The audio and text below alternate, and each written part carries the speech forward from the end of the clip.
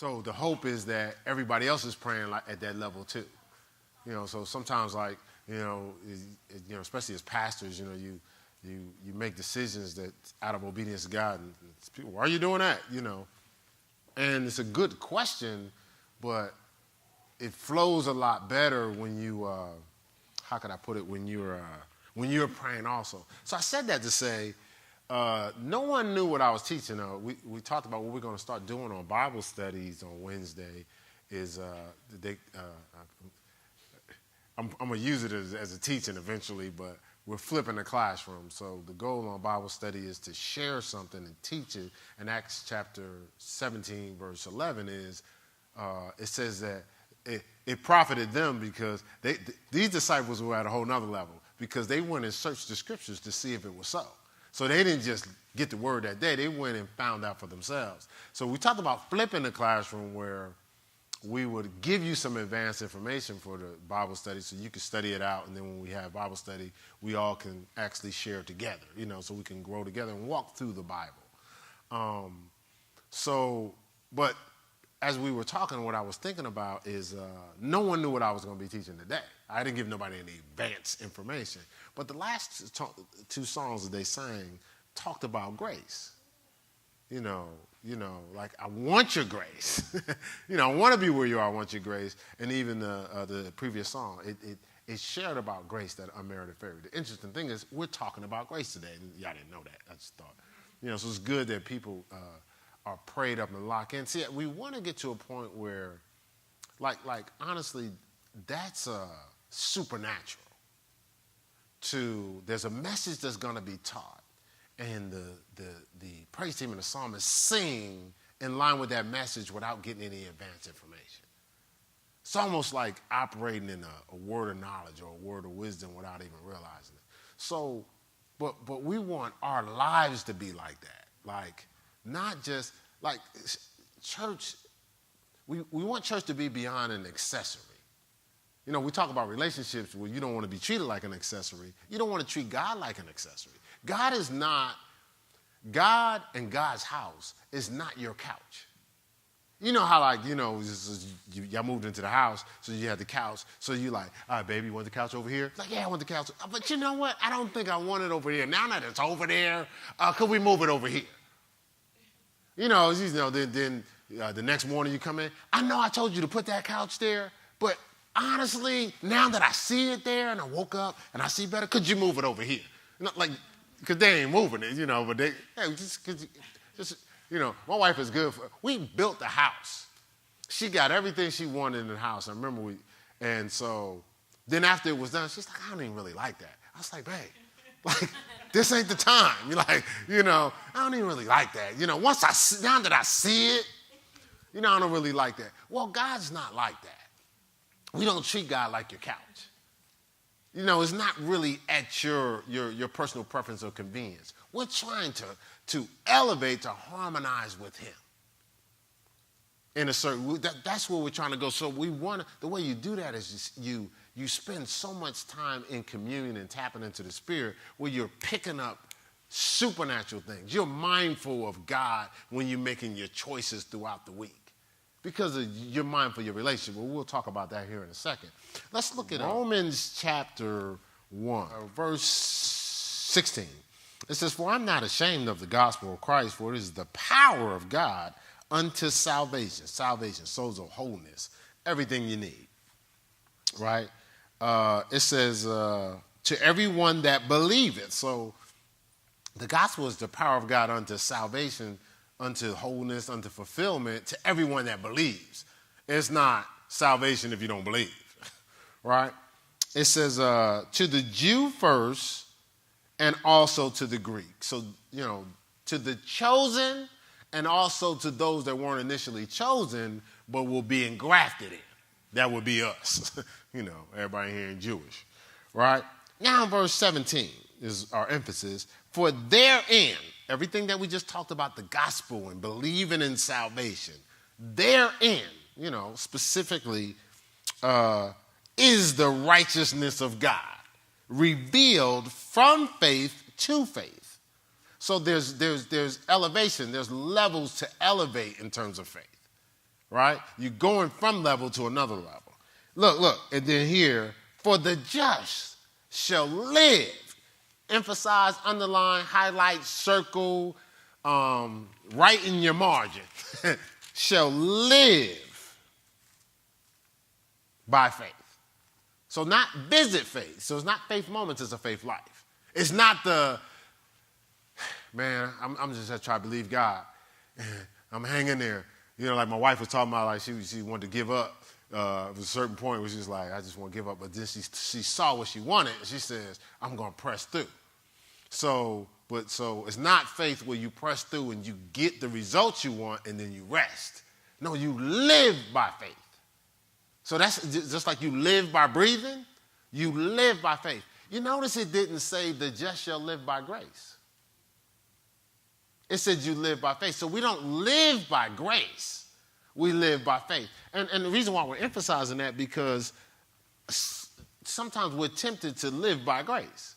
Like we're making decisions knowing that there are consequences, but we're using that grace card. Well, you know, God's graceful, unmerited favor. I don't have to work to earn it. You don't. It's favor you didn't pay for. But it doesn't say you live by that. Because, see, if I live by grace, how does my life look? I'm just doing whatever. And grace will cover it. Sort of like when your children are at home and they take you for granted and they live as if electricity don't cost money. Toilet paper don't cost money. Toothpaste don't cost money. None of these, soap don't even cost money. None of these things cost money. You know, they're just you know, it's just all over the place. It's abundant. Right. You know what I'm saying? So when they start taking stuff for granted, it bothers you a little bit, even though you don't, you know, sometimes you may say, like, hold on a second. Like he said it bothers you a whole lot. Right? So no one wants to be taken for granted, right? Well, neither does God. It's the same thing. You're just taking grace for granted. See, grace is for, you know, the scripture says all have sinned and fall short of the glory of God. If you slip and fall short, not leap into sin. That's different. You know, grace is if I'm striving to stay within the narrow path of God's purpose and fulfillment, to line up with righteousness, and I trip. Oh, there's some grace to cover that. We're gonna cover that. That's grace. We got that covered. No, you could defer that payment. You have one payment you could defer. No, you can't defer all your payments. You ain't paying nothing. No. We'll give you one payment. Oh, don't worry about it. Oh, man, that's cool. You don't live like that. That's how living by grace would look. See, so when you're sitting back and you go, I know I'm supposed to do this out of obedience to God, but I'm not going to do it. In that moment, you're saying, grace to cover it. You're not asking grace to cover it. Grace going to cover it. No matter what. It's like if you showed up today, everybody showed up with their tanks empty and expected to get back home. What are you saying? Pastor probably covered me. You're not asking me for gas, are you? If you showed up in an empty tank and you go, my tank is empty, could you look out for me and give me a little gas? Are you asking me for gas at that point? Not really. You telling me you're going to give me some gas because I showed up empty. And I could. What you going to hit me with? You supposed to be a Christian. This is the church. The church can't get about $10 for gas. What you said is true, and knowing me, I will make a choice. But I'm telling you what I'll be thinking the whole time, like, oh, so you just assuming you getting gas from me today, right? Right? Taking it for granted. Now, when I say that, if I roll up at your house with an empty tank, Mike, I come to your house, and I'm like, yo, Mike, what's happening? You know, by the way, man, my tank is empty. I got you, Pastor. Right. Then I come back next week. My tank is empty. Matter of fact, when I come to your house, I'm like, I'll be over. You didn't ask me over. I'm coming over. I sit there, have a good meal, eat your food. We laughing and joke. Oh, man, that was a good shot, wasn't it? oh, Mike, I'm about to go home. I need about, $20 or so to put in my tank. You don't have enough to get home? No, I don't have no money. And, I use up my gas tank to get here. Then I come back next week, same thing. We fellowshipping the whole time. After a while, what? What you thinking? Like, really? That's what God's saying. Really? Like you just jumping into sin, assuming that faith just roll like that. But I told you in the word to live by what? Faith. Right. Okay. All right. So I just wanted to bring us all in on the same page so far. All right. Well, last week we talked about once saved, always saved. Remember we talked about that? Was y'all here? Some of y'all didn't come because y'all knew what I was going to talk about. Y'all picked up in the spirit. Oh, he's going to talk about once saved, always. I ain't coming. But I thought it was good just for us to understand. Like when you hear today's message and you heard last week's message, it wasn't for condemnation. It's not to condemn you, but, man, like with your children, you're giving them information not to condemn them, but you don't want to, if they jump in a pit and break their leg, you want it to be because they jumped in a pit, not because you didn't let them know. If you jump in that pit, you're going to break your leg. So you're teaching your kids not to hurt them, but you're trying to, okay, now you can go that road if you want to, but I just want to let you know what's on the road. Same thing here. Everything I said last week about, once saved, always, it's not once saved, always saved. You can go, that's nice. I'm risking it anyway. I'm good because I gave you the information, but I can't make you live it out. So we're going to talk about some stuff today. Listen, you can walk right here and do whatever you want to do. Don't not come to church because I just told you the truth. Like, oh, Lord, they're going to think so. No. I'm not thinking nothing. I'm giving you what God said you're supposed to get. It's not on me to choose. It's on me to love you. We going to love you independent of if you flow with it. Now, you're going to make us have to love you a lot harder and pray a lot more if you're not in line with God. But we still going to love you.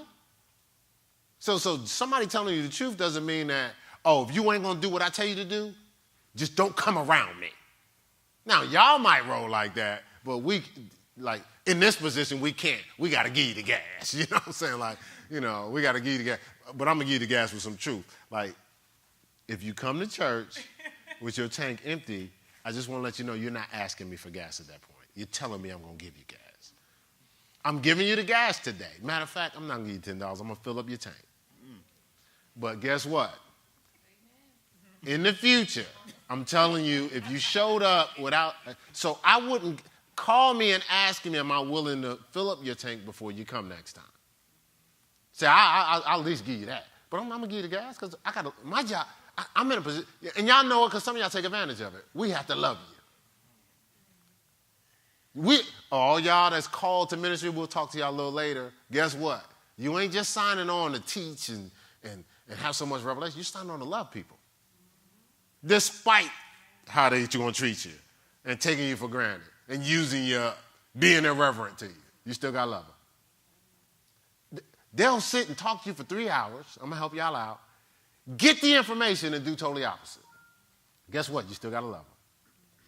You just gave them all that, because it's hard with your kids, right? It's like, I just told you this. Like, oh, no, I'm not loving you. Please. Do what I tell you to do, then I'll love you. We can't do that. All right? So no matter what, we're going to love you, but I'm going to tell you the truth. All right? So again, we're not trying to condemn you, but we are trying to save you. Because we've lost some great people to compromise. Some solid folk. There's some people that you know. Solid people. And I recognize the season we're in. There's a lot of people getting lost to compromise. This is more of a liberal community society we're in. Before it might have been the exception, man. That dude out there. No. It's almost the norm.